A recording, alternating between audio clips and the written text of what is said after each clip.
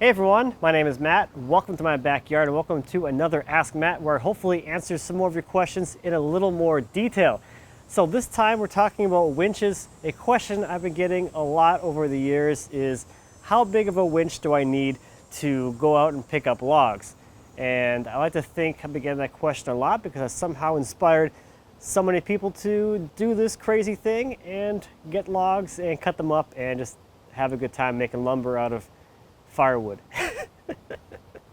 So my answer to that question is going to be pretty similar to the answers to a lot of questions, and that is it depends. And hopefully this video will kind of walk through some of the things to consider, and maybe it might help to hopefully make the decision just a little bit easier, give you some things to think about as you're making your decision on which winch to buy. So the first thing we're taking a look at is the line pull rating of the winch. So when you're taking a look at winches, they're going to be kind of marketed and categorized by their line pull strength. So it's basically how hard they can pull on a cable to suck that cable in onto the drum. And this one here happens to be rated for 18,000 pounds, which, just as an aside, just that idea that this little tiny motor here can actually exert 18,000 pounds of force on this cable is kind of mind-blowing. But that's just the magic of gear reduction. There's a planetary gear set on this side that reduces the speed of this motor down by, I don't even remember which one this happens to be, but probably like a few hundred times, and that happens to amount to that amount of pull. But the one thing about the line pull rating is it's sort of misleading. That line pull rating is just the maximum that the winch is actually able to pull, and that amount actually changes the more cable you get on the drum. As you get higher and higher away from the drum, the efficiency decreases and you lose pulling strength. So for example, on this winch, it's rated 18,000 pounds, but only on the first winding of the cable. So unless the cable is getting wound and it's actually touching the drum, I'm not able to pull 18,000 pounds. I would have to have all of the cable off the drum to even experience that much pull. When I have like this much cable on the drum, this is up into like the second or third winding somewhere in here. So I'm actually only able to pull 12, 13, 14,000 pounds somewhere in there. Now this winch only has 3 windings if you get all the cable wound back up perfectly. That's the other thing too, unless you get those cable loops all kind of wound up and sitting next to each other and perfectly and neatly, if you have any kind of rat's nest kind of thing going on, that distance from the drum gets bigger and you further lose efficiency or line pull strength in the cable. Now some winches might have up to 5 or 6 windings on there, so you have to take a look at either the instruction manual or if it has it labeled here on the actual winch itself to see what your actual pull is going to be. So of course what you could do is just cut the cable shorter if you're not going to use that much cable, and you could always have a little more pulling strength. That's one option as well. I still like to have a lot of cable on me in case I need to go out and recover a log that's further away from the trailer. I need that extra length. Another thing you could do is just carry like a separate length of cable with you and only have 10, 12, 15 feet of cable on here, and just kind of pull in as much as you can and then re-hook up your load or something and then just do it again. It just really depends on how you want to work. So something else you can do to increase the effective pull on the winch is to add a pulley, or in this case, in winching terms, this is going to be a snatch block. So this is going to give you some more mechanical advantage.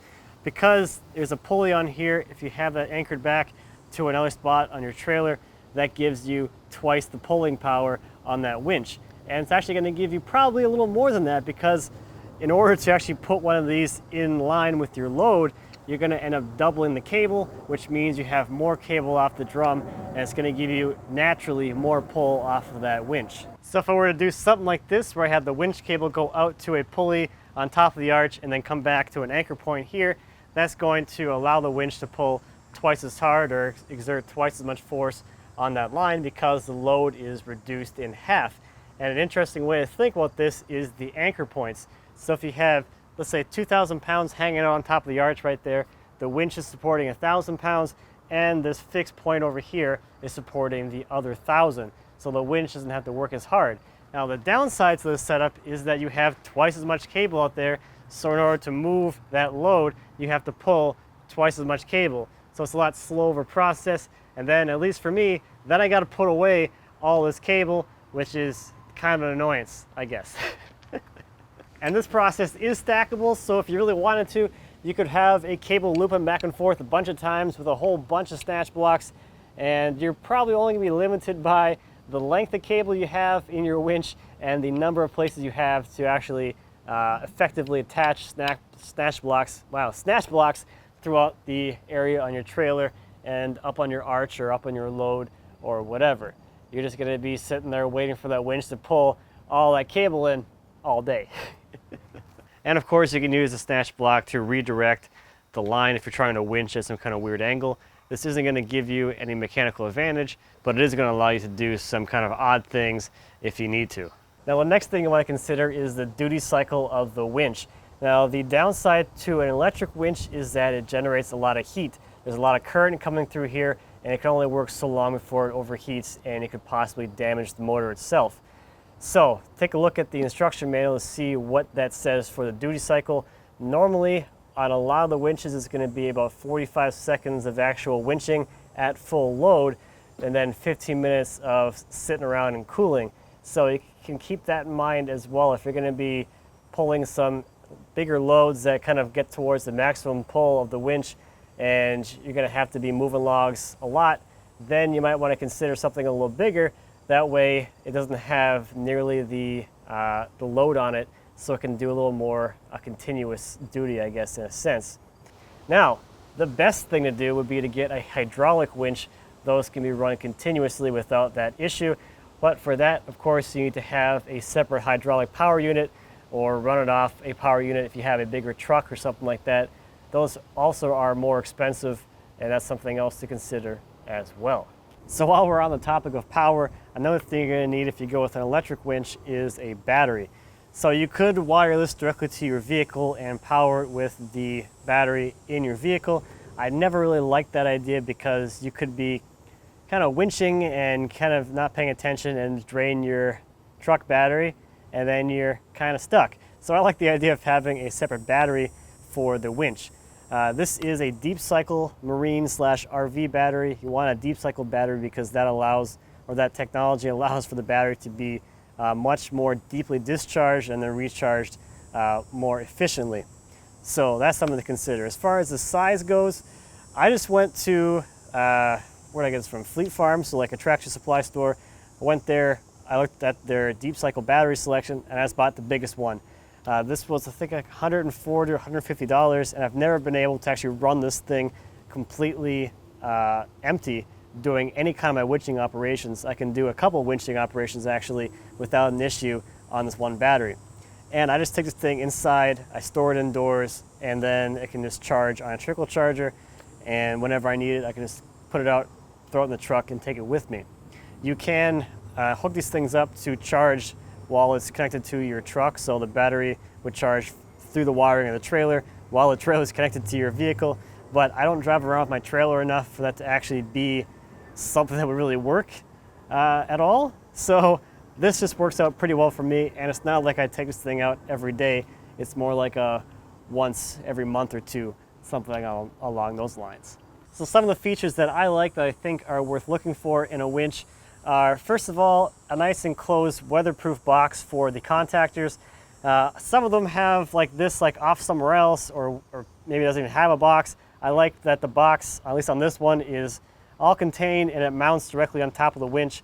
They include like the thought to have somewhere to mount it. Otherwise, you would have this box kind of dangling somewhere or wherever the manufacturer thinks this would be a good place to put it. I like it kind of here. It's out of the way, and it's really easy to hook up the remote. So the next thing is going to be on the actual remotes. The length of the cable on a wired one, this is another one I have. I have a few for this winch. This is a shorter one, but the one that came with this winch is really long. I think it's like 20 feet, and that is super nice. You can also get wireless ones as well, which are quite nice. I do have a wireless one for this one, but it doesn't seem to work very well. The range is pretty terrible, and I don't know. The wired one just seems to work out just fine for me. So if I get this box out of the way, I can show you one of the most important cable management features on a winch, which is this spring-loaded bar, which keeps the cable contained when it's not actually held in place by any amounts of load. If this wasn't here, the cable can have a tendency just to kind of spring out, and you'll never get it put back together or get it rolled back up all nicely without this on here. You'll have a really hard time rolling it up, and it'd be a mess, absolute mess. So a spring-loaded bar thing on there, definitely a good feature. One other small detail has to do with the ferry lead, which is this roller assembly which guides the cable into the drum if you're winching in at some kind of odd angle. And that is the ability to have the ferry lead actually mount to the winch itself. Some winches aren't set up with mounting holes in the winch body itself to mount the ferry lead to it, so your winch mount needs to have a separate mounting area for the ferry lead. So that's just something to keep in mind. I really like having a winch where the ferry lead mounts directly to the winch. It's one less thing to worry about when you're fabricating your winch mount itself. So I thought we'd touch a little bit on safety as well as some of the accessories you're probably going to need if you're doing any kind of winching. So the first bit of safety has to do with the line itself and the possibility of that cable breaking or the hook breaking or something breaking and that cable coming free. So very frequently you'll see me with a blanket kind of draped over the cable. So the idea with having something on the cable is that's going to help direct the cable down instead of flying further. And if it's somewhere in the middle here, it's going to kind of cut the length of the cable in half in a sense. So if this drops down, and this thing only has this much distance to fly before hitting the bed of the trailer. If this wasn't here, then you'd have basically a 12-foot range where this cable could whiplash and hit anything within 12 feet of this area, and it could go in any direction really. Most likely back this way, but really it could go anywhere. You can also get a synthetic cable for your winch, and those are going to be a little safer in the sense that they don't have as much stored energy in them, and if they do break, they don't really cause much harm. The downside to those is they aren't all that resilient. They don't have much wear resistance, so you need to kind of baby them a lot more than the steel cable, and the way I tend to do things is a little more rough, I guess. So having these steel cables is just a better fit for me. So one other little safety thing I thought I'd share that I picked up along the way is hook orientation. So when you have a hook like this oriented kind of vertically, the idea is that you kind of mount it so that the body is facing the ground. That way, if the hook were to fracture and break, the whole hook body would be sent towards the ground instead of being the other way where it would just fly up into the air. So here are some of the accessories that I have as far as rigging accessories for the arch and the winch. If you want to see a little bit more on the other things I bring with me to have for when I'm doing an actual pickup of a log, I'll leave a link to my urban logging strategies video, and I show basically the kit that I bring with me anytime I go to pick anything up. So the first thing I have here are my chains, and I like to use a transport chain because it gives you a little more tensile strength than just a standard test chain. That's like a G43 chain, I believe. That's what this is. This is a 1/4 inch, and this is 5/16. So the 5/16 inch chain has roughly the same strength as a 3/8 inch standard chain, so you get a little bit of a weight reduction, which is kind of nice. The next thing I have a bunch of are shackles. So I have a bunch of these ones. These are pretty common sizes. And then I also have this guy here. This is actually the right size to hook around the 2x3 tube that I use for my arch. And I used to use this before I had the shackle mounts up there to hook up the winch to it. You just want to keep in mind what you're moving, and you want to have stuff that is rated for well above kind of what you're working with. The other thing I have are a couple of these little links with a hook on them, which makes it really easy and really convenient to be able to hook a chain to a shackle. So on the end of my arch, I have a shackle like this, and I have this little pair link with this hook, so I can hook that onto the top of my arch, and now I can grab a chain, anywhere along its length. The double hook is really convenient if you want to kind of grab a log around the sides of it and pull it. So let's say you had a chain around the log and you ran a hook to each side of the log and hooked on with this chain. Now I can grab that chain at any point along its length with the double hook, and I can have a little bit of extra or whatever hanging off, but I can also just kind of adjust the grab with this guy. So this has actually been really handy. You can find a lot of these kind of weird accessories at the tow truck type of stuff. So people that are doing recovery with tow trucks will have a lot of, I would say, at least from my perspective, goofy things like this that are actually pretty handy. So what size winch do you really need? Well, it depends on the kind of logs you want to pick up and how much you want to mess around with all of the rigging with these snatch blocks. For me, I don't really want to mess around that much. I want to get in and out, so I went with a much bigger winch than is really necessary. The other nice thing about going with a winch this big is, at least with this one, is from Harbor Freight. It's built a little bit better than their, I guess, cheaper line. This is about $700 or $800, whereas the 12,000 pound winch that they also sell that I used to use is about $300. So there's a lot more meat here. This thing weighs like 150 pounds alone, so it has a lot more beef in there, so it should last a lot longer and not have any issues at all. It also has so much pulling force, more than I need, that I don't really worry about the duty cycle. I can pretty much just pull continuously all the time, and it's very rare that I need to actually add a snatch block in here if I need to move anything super crazy. The biggest thing to keep in mind with the loading of logs is it really depends on your loading setup. So the arch itself makes that process a little more efficient, because as you are loading the log, the arch is actually supporting about half the weight of the log. So that means that your friction against the ground that you're pulling the other end against is reduced, because when the arch is supporting half that weight, that means the other half of the weight is on the ground being dragged, as opposed to when you're just dragging a log straight up like a ramp or along the ground. The full weight of the log is in contact with the ground, so you get all the friction in that case. So, you know, all that fun stuff. Coefficients of friction for all you physics people. So if you have your eyes set on some really big logs, you're probably gonna need a pretty sizable winch. This guy here weighs a bit over 3 tons, maybe like 6,500 pounds or so, and I would need a 12,000 pound or 18,000 pound winch to actually load this effectively without adding a whole bunch of snatch blocks in the process. Now, if you're just going out and getting some of the 18-inch diameter logs, you really don't need a whole lot for those. Those are fairly light. Most of those, maybe like a 10-foot log, you're looking at maybe 800 to 1,000 pounds for that log, which isn't really that much in the grand scheme of things, so you can get by with a much smaller winch.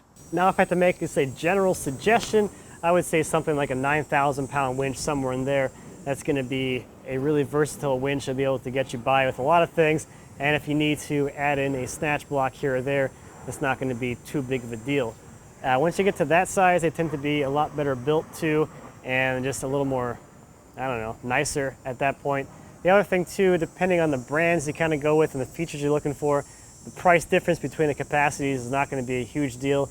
So it's almost like you might as well just buy something bigger and just not have to worry about it, I guess. So I'd say get yourself at least a 9,000 pound winch and just go to town. One last thing about the winch as well is make sure wherever you mount the winch to can actually support that kind of load, and just keep that in mind, because that winch and whatever it's mounted to on your trailer, for instance, needs to be able to counteract whatever force that winch is applying to whatever load you're trying to drag in. So another thing to just kind of keep in mind. So hope you found this a little bit useful. I had fun talking about this stuff. If you have any other questions, please feel free to leave me a comment. I'd love to be happy to answer any questions you might have. And until next time, happy woodworking.